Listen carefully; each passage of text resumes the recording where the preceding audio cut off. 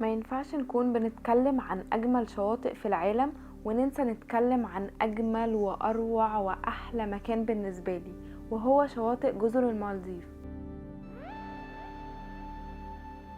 ولو ما تعرفهاش، وأكيد تعرفها يعني أو سمعت عنها، فهي دولة مسلمة في قارة آسيا في المحيط الهندي، وعاصمتها جزيرة مالي.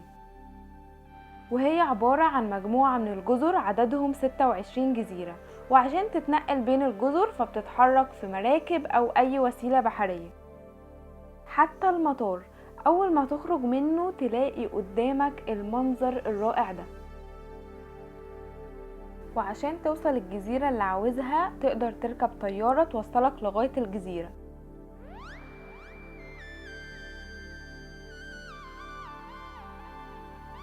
أو طبعا زي ما قلنا أي وسيلة بحرية تانية. يا إلهي، ما هذه الروعة! والجميل في الموضوع ان في تنوع في مستوى شواطئ الجزر دي، يعني في جزر منتهى الرفاهية وعليها فنادق ومنتجعات سياحية فخمة، والشواطئ بتاعتها مخصصة بس لنزلاء الفنادق دي، زي شواطئ جزيرة لاندا جيرافارو واللي موجودة عليها منتجع الفور سيزون.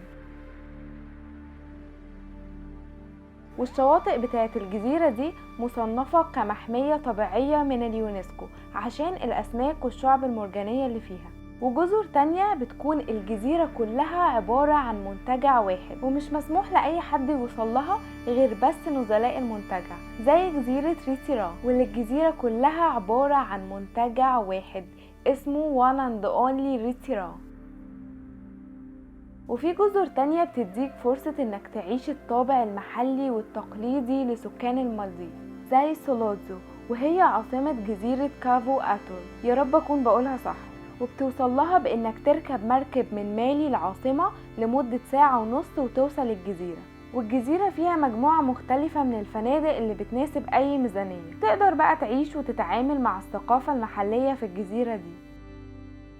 وفي جزر تانية كتير غيرهم مشهورة في المالديف، أشهرهم جزيرة مافوشي وجزيرة ديجورا. وأكتر حاجة بتميز جزيرة ديجورا إن الشواطئ بتاعتها مختلفة عن باقي جزر المالديف، فهي على شكل لسان كده كبير داخل جوه المحيط الهندي، فهي مناسبة جدا للناس اللي بتحب الدايفنج، وكمان تقدر تعوم مع أسماك القرش لمحبين الأكشن. وفي نهاية الفيديو ياريت كلنا ندعي دعوة جماعية إننا نروح المالديف. وبس، لو عجبكم الفيديو ما تنسوش تعملوا سبسكرايب ولايك وتقولوا لي تحبوا نتكلم عن ايه تاني. باي باي.